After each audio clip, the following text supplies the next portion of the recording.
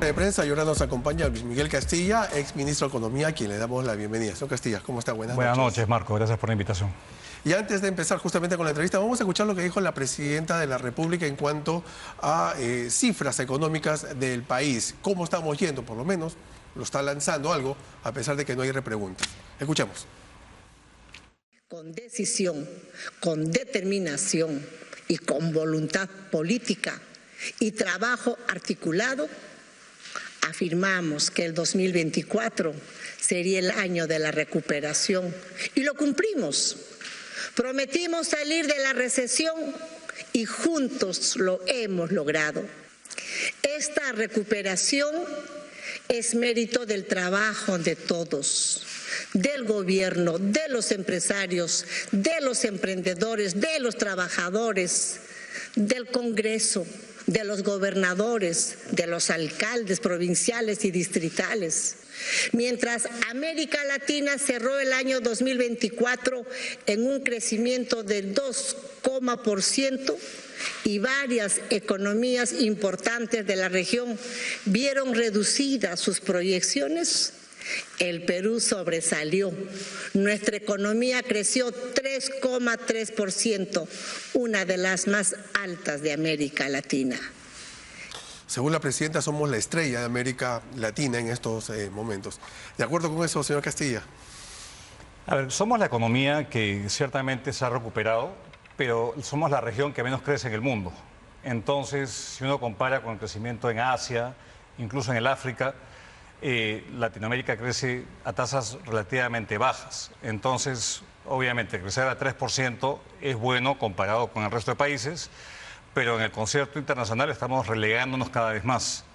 Yo concuerdo con parte, digamos, lo que dice la presidenta, pero decir que estamos ahorita en una fase de milagro, en absoluto, ¿no? Estamos recuperando el tiempo perdido, pero todavía dista de los niveles de crecimiento que teníamos hace un tiempo atrás. Y las cifras de pobreza recientemente reveladas indican que la reducción ha sido muy pequeña porque el crecimiento no ha sido tan vigoroso como hubiésemos querido. La inflación ha ayudado, la baja de la inflación ha ayudado, pero todavía tenemos un problema muy, muy serio de poder cerrar las brechas sociales que aún persisten en el país y no estamos para triunfalismos ni mucho menos. Sí. Ministro, buenas noches. Quería consultarle, ¿usted está de acuerdo con la extinción de esos programas que van a pasar a la ANIN? ¿Realmente hay ahí un ahorro millonario que comentó la presidenta? Mire, yo no sé de dónde ha salido la cifra de los 4.000 millones de soles, porque a mí, como veo yo esto, es que se anunció con bombos y platillos en 28 de julio la creación del Ministerio de la Infraestructura. Y luego parece que ha variado un poco, se ha reducido un poco el interés, y lo que han hecho es potenciar el ANIN, la Autoridad Nacional de Infraestructura, lo cual me parece correcto. En lugar de estar inventando ministerios, potenciamos algo que ya existe. Ahora, yo no sé de dónde salen esos 4.000 millones de soles de ahorro, no tengo ni idea, pero dimensionemos más o menos cuánto se gasta todos los años en inversión pública, unos 50.000 a 60.000 millones. Entonces, 4.000 millones de 50.000 no resulta tan importante como ahorro. Creo que el hecho de buscar eficiencias es positivo. El hecho de tratar de mejorar la capacidad de ejecución de los gobiernos locales, regionales, la calidad del impacto es fundamental. Y más bien, ojalá que festejemos mejoras en el acceso, mayor impacto en la inversión pública y no tanto estos programas que la verdad me parecen más anuncios políticos, mediáticos, que efectivamente haya mucho contenido en esa declaración. Y esta decisión, ¿cómo están? Buenas noches.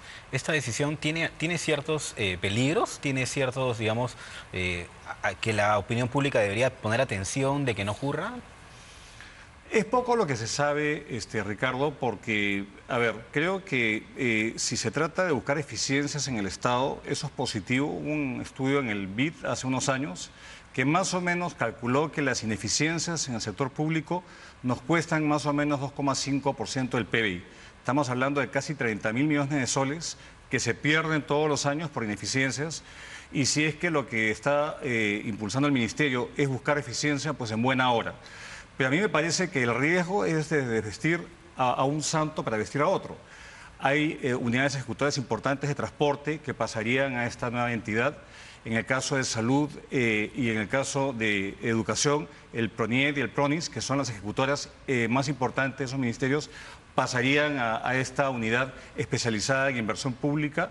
Bueno, ojalá que ese sea el modelo, porque sería muy complicado tratar de crear algo debilitando lo existente. Entonces, la eficiencia en buena hora, hay espacio ciertamente para lograrlo y no veo mayor riesgo más allá de que se cumpla, que se anuncie algo que sea difícil de cumplir, habida cuenta del poco tiempo que le queda a este gobierno. El riesgo es que pasemos de una ineficiencia en estos programas a una ineficiencia concentrada en el ANIN. Podría ser. Recordemos que la ANIN viene de lo que era la Autoridad para la Reorganización con Cambios. Entonces, esa fue la génesis de esa unidad ejecutoria que se creó. Y luego se ha venido hablando de buscar una especialización en este tipo de digamos, manejo de los recursos de inversión pública. Hay obras paralizadas, hay falta de impacto, los presupuestos se han incrementado notoriamente en los últimos años, pero el acceso o la calidad de los servicios que recibe la población pues, no han mejorado. En el caso de educación, el presupuesto de educación se ha triplicado en los últimos 10 años y los logros de aprendizaje pues, han caído. Igual en salud y en otros sectores. Entonces creo que el impacto de estos cambios debe verse en términos de cómo lograr mejorar la calidad de la prestación de servicios a la población.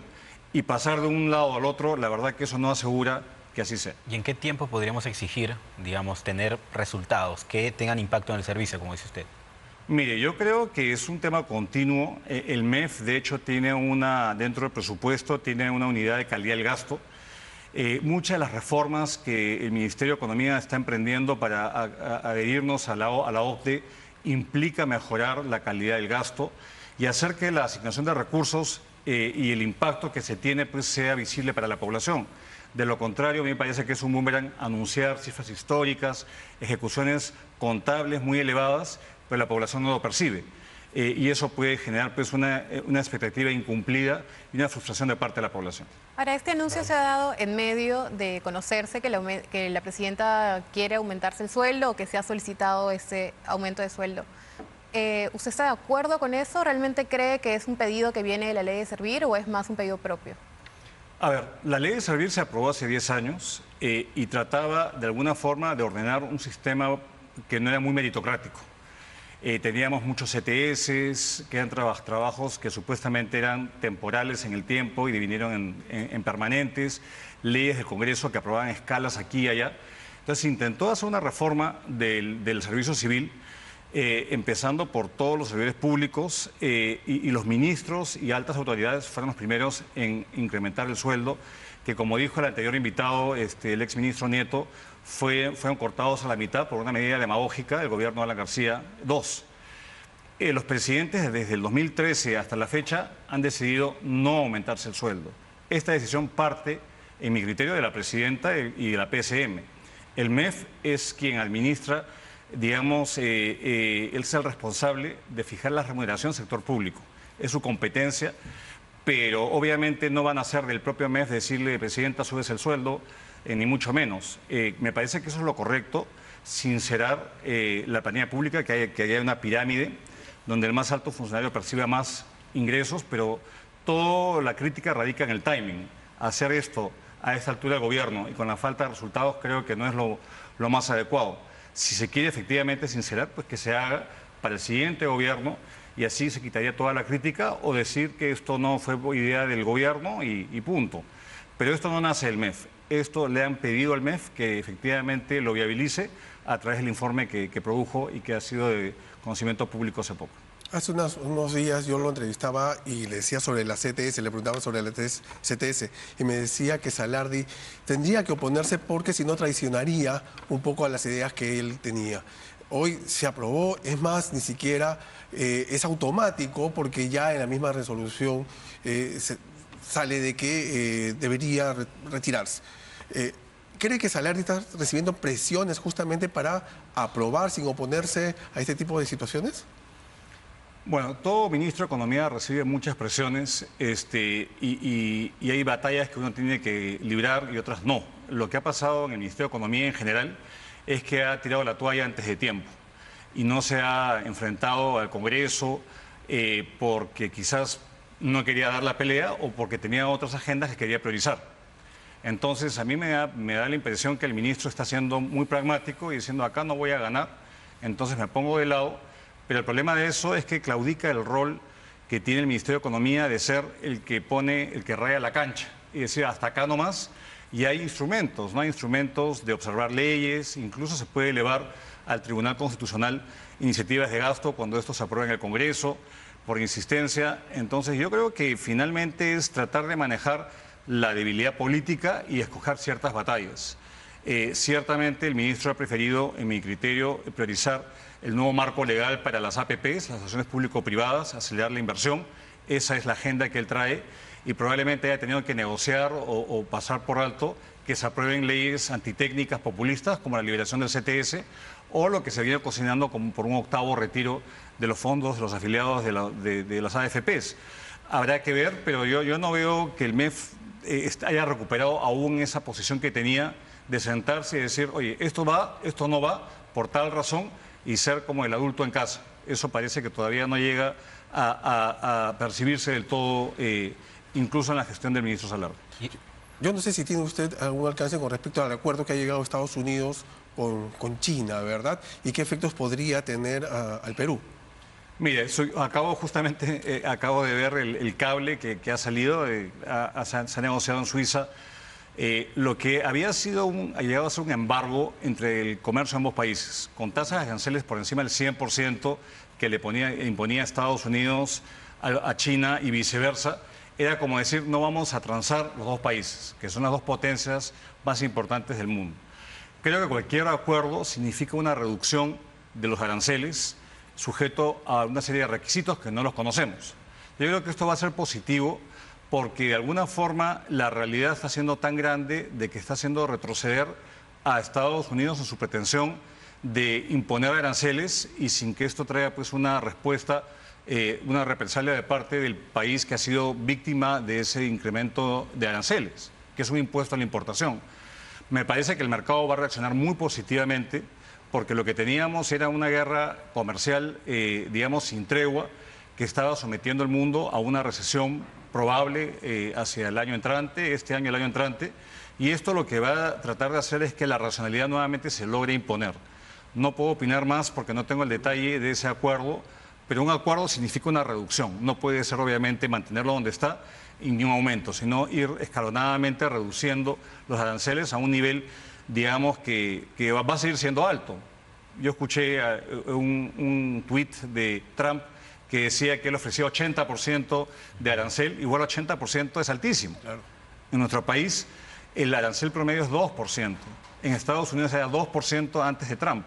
Entonces hablar de 80% igual es altísimo. Todavía hay que ver el detalle para sacar una conclusión respecto a si es que esto es positivo o es solamente una muestra de pragmatismo acotado. Habría que ver si es que el detalle, cuánto esto significa volver a la racionalidad económica que se había perdido completamente en materia de política comercial. ¿Y podría esa intención de Donald Trump, que al inicio entra con la pata en alto, pero va cediendo?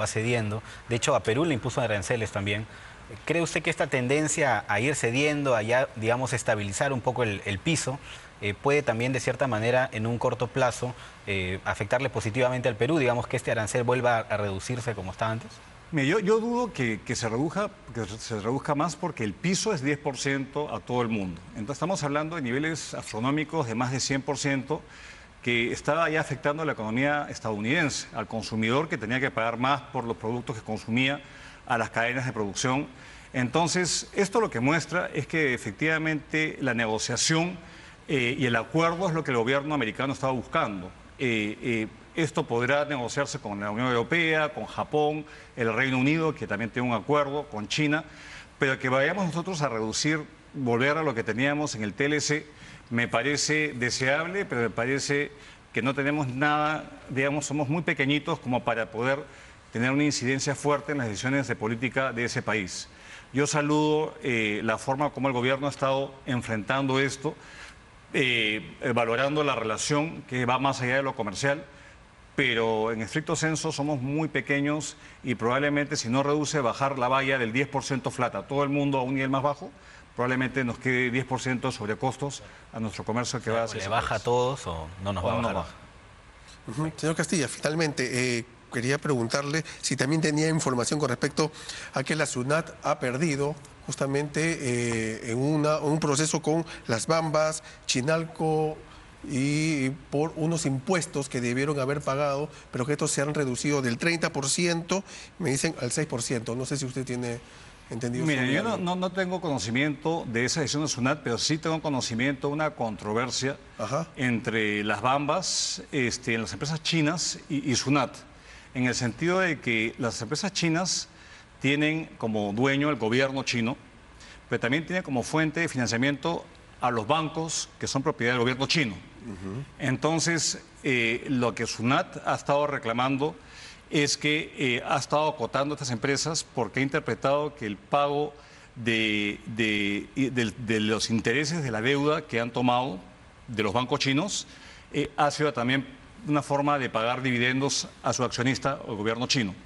Este tipo de, digamos, de interpretación solo ocurre para empresas chinas, que tienen un mismo dueño, una misma fuente de financiamiento, a diferencia de otras empresas pues, que tienen fuentes de financiamiento distintas y propiedad distinta. Acá esto limita y genera este tipo de contingencias a ese tipo de inversiones que vienen solamente de un país que tiene estas características, que es China en particular. Perfecto. Señor Castilla, muchas gracias. Muy amable por estar aquí en el Muy programa. amable, gracias. Muy amable.